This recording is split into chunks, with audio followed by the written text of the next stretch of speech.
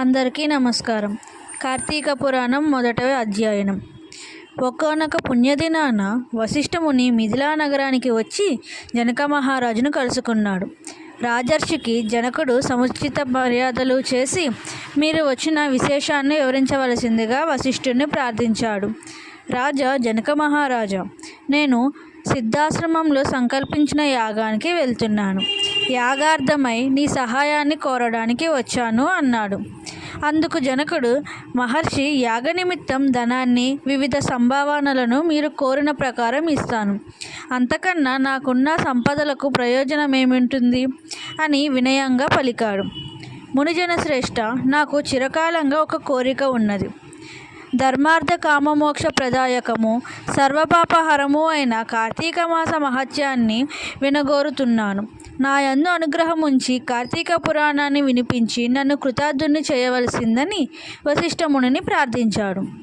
విశ్వశ్రేయస్సు భక్తి కలిగిన వారికి ఇటువంటి కోరికలు కలగడం సహజం. కార్తీక మాసం 30 రోజులు పుణ్యప్రదమైన రోజులు. ఈ మాసంలో చేయు జప, తప, స్నాన, దాన, వ్రతాదులు అనంతమైన ఫలితాన్ని కలుగజేస్తాయి. స్కంద పురాణంలోను పద్మపురాణంలోనూ ఈ కార్తీక మాస గొప్పతనం గూర్చి ఆచరించవలసిన విధి విధానాల గురించి చెప్పబడ్డాయి. ఈ కార్తీక మాసం సూర్యోదయ వేళలో స్నానం చేయడం పుణ్యప్రదం. పరమ పావనమగు గంగాదేవి, గంగానది, నదీ తాలూకు కాలువలు, చెరువులు, జలాలన్నింట అంతర్లీనమై ఉంటుంది. స్నానంతో పరిశుద్ధము, పుణ్యప్రదమైన తనువుతో చేయు దానాలు, వ్రతాలు అపారమైన ఫలితాన్ని కలుగజేస్తాయి. పితృకర్మలు 7 తరాలకు పుణ్యగతులను కలుగజేస్తాయి. ఈ కార్తీక స్నాన వ్రతాదులకు స్త్రీ, పురుష, బాల, యవ్వన, వార్ధక్య, తరతమ భేదాలు ఉండవు. జనక మహారాజా, ఈ కార్తీక మాసం 30 రోజులు హరిహరులకు చాలా ప్రీతి అయినట్టి రోజులు.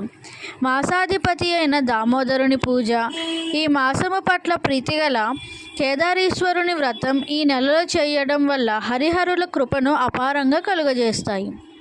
సమస్త జలాలలోనూ అంతర్లీనమై ఉన్న గంగాదేవి కృపకు పాత్రులు కాగలరట్లు సూర్యోదయ పూర్వమే స్నానం చేయడం ముక్తిప్రదం.